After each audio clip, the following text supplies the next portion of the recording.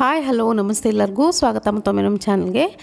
ನೀವು ನೋಡ್ತಿರೋ ಹಾಗೆ ನಾನಿಲ್ಲೊಂದು ಈಸಿಯಾಗಿರುವಂಥ ಸ್ವೀಟ್ ಬರ್ಫಿ ಯಾವ ರೀತಿ ಮಾಡೋದಂತ ತೋರಿಸ್ತಿದ್ದೀನಿ.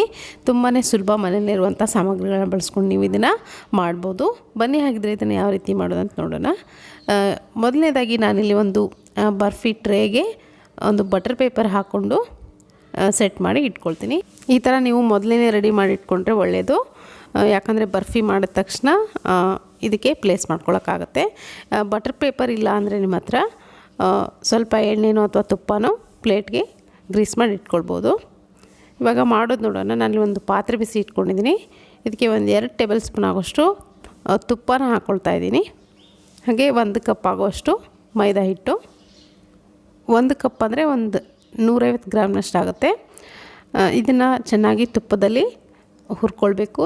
ಮೀಡಿಯಮ್ ಲೋ ಫ್ಲೇಮ್ಲಿ ಇಟ್ಕೊಂಡು ಸ್ವಲ್ಪ ಜಾಸ್ತಿ ಹೊತ್ತು ಇದನ್ನು ಹಸಿ ವಾಸನೆ ಏನಿರುತ್ತೆ ಮೈದಾ ಹಿಟ್ಟಿನಲ್ಲಿ ಹಸಿ ವಾಸನೆ ಹೋಗೋವರೆಗೂ ಚೆನ್ನಾಗಿ ಹುರ್ಕೊಳ್ಳಿ.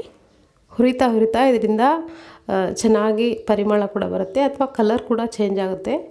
ನಿಮಗೆ ಸ್ವಲ್ಪ ಡ್ರೈ ಅಂತ ಅನಿಸಿದ್ರೆ ಈ ಥರ ಮತ್ತೆ ಮೇಲ್ಗಡೆ ಸ್ವಲ್ಪ ತುಪ್ಪನ ಹಾಕ್ಕೊಳ್ಬೋದು. ನಾನಲ್ಲಿ 1 ಟೇಬಲ್ ಸ್ಪೂನಷ್ಟು ಮತ್ತೆ ತುಪ್ಪ ಸೇರಿಸ್ಕೊಂಡಿದ್ದೀನಿ. ಸೊ ಇವಾಗ ನೋಡ್ತಿರ್ಬೋದು ನೀವು, ಕಲರ್ ಪೂರ್ತಿಯಾಗಿ ಚೇಂಜ್ ಆಗಿ ಪೂರ್ತಿಯಾಗಿ ಹುರಿದಾಗಿದೆ. ಇಷ್ಟು ಹುರಿದ್ರೆ ಸಾಕಾಗುತ್ತೆ. ನಿಮಗೆ ಬರ್ಫಿ ತುಂಬ ಚೆನ್ನಾಗಿ ಬರುತ್ತೆ. ಸೊ ನಾನಿದ್ದೀನಿ ಇವಾಗ ಒಂದು ಬೌಲ್ಗೆ ಟ್ರಾನ್ಸ್ಫರ್ ಮಾಡ್ಕೊಳ್ತೀನಿ.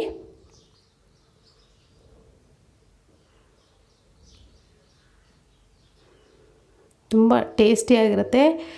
ನೀವು ಯಾವಾಗ ಬೇಕಿದ್ರೂ ಇದನ್ನು ಮಾಡ್ಕೊಳ್ಬೋದು. ಇವಾಗ ಪಾಕ ರೆಡಿ ಮಾಡ್ಕೊಳ್ಳೋಣ. ನಾನಲ್ಲಿ ಮತ್ತೊಂದು ಬೇರೆ ಪಾತ್ರೆಗೆ 1 ಕಪ್ ಆಗುವಷ್ಟು ಸಕ್ಕರೆನ ಹಾಕ್ಕೊಳ್ತಿದ್ದೀನಿ. ಸಕ್ಕರೆ ಮುಳುಗೋವರೆಗೂ ಮಾತ್ರ ನೀವು ನೀರನ್ನು ಹಾಕ್ಕೊಳ್ಬೇಕಾಗುತ್ತೆ. ನಾನಿಲ್ಲಿ 1 ಕಪ್ಪಷ್ಟು ಮೈದಾಗೆ 1 ಕಪ್ಪಷ್ಟು ಸಕ್ಕರೆನ ಬಳಸ್ತಾ ಇದ್ದೀನಿ. 1 ಕಪ್ಪಷ್ಟು ಸಕ್ಕರೆಗೆ 1/4 ಕಪ್ಗಿಂತ ಕಡಿಮೆ ನೀರನ್ನು ಬಳಸಿ ಇದನ್ನು ನಾವಿಲ್ಲಿ ಒಂದೆಳೆ ಪಾಕ ಅಂತೇನು ಹೇಳ್ತೀವಿ ಅಲ್ಲಿವರೆಗೂ ಇದನ್ನು ಚೆನ್ನಾಗಿ ಸಕ್ಕರೆನ ಬಾಯ್ಲ್ ಮಾಡ್ಕೊಳ್ಬೇಕಾಗುತ್ತೆ. ಒಂದೆಳೆ ಪಾಕ ಬರೋವರೆಗೂ ಕರೆಕ್ಟಾಗಿ ನೀವು ಇದನ್ನು ಪಾಕನ ಮಾಡ್ಕೊಳ್ಳಿ. ಇವಾಗ ನೋಡ್ತಿರ್ಬೋದು ಆಲ್ಮೋಸ್ಟ್ ಬಂದಿದೆ. ಬಂದ ತಕ್ಷಣವೇ ಗ್ಯಾಸನ್ನು ಆಫ್ ಮಾಡಿಕೊಂಡು ಮೊದಲಿಗೆ ನೀವು ಹಿಟ್ಟನ್ನು ಹಾಕ್ಕೊಂಡು ಚೆನ್ನಾಗಿ ಮಿಕ್ಸ್ ಮಾಡ್ಕೊಳ್ಳಿ. ಅದಾದಮೇಲೆ ಮತ್ತೆ ಗ್ಯಾಸ್ ಸ್ಟವ್ನ ಆನ್ ಮಾಡ್ಕೊಂಡು ನೀವು ಇದನ್ನು ಈ ಥರ ತಿರುಗಿಸ್ಕೊಳ್ಬೋದು.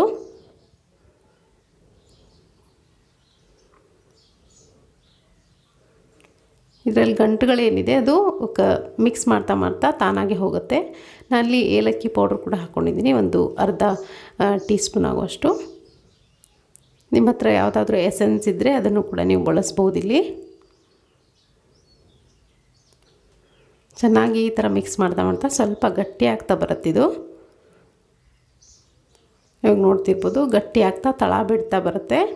ಆವಾಗ ಕರೆಕ್ಟಾಗಿ ಆಗಿದೆ ಅಂತ.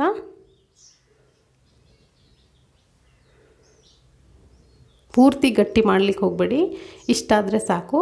ಇದನ್ನು ಇವಾಗ ನಾವು ಆವಾಗಲೇ ರೆಡಿ ಮಾಡಿ ಇಟ್ಕೊಂಡಂಥ ಟ್ರೇಗೆ ಹಾಕ್ಕೊಳ್ತಾ ಇದ್ದೀನಿ.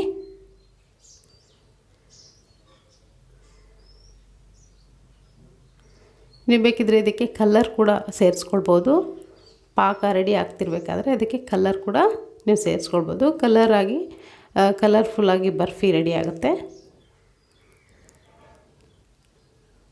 ಸೊ ಇವಾಗ ಒಂದು ಸರಿ ಇದನ್ನು ಈ ಥರ ಟ್ಯಾಪ್ ಮಾಡಿ ಪೂರ್ತಿ ತಣ್ಣಗಾಗ್ಬಿಡಬೇಕು.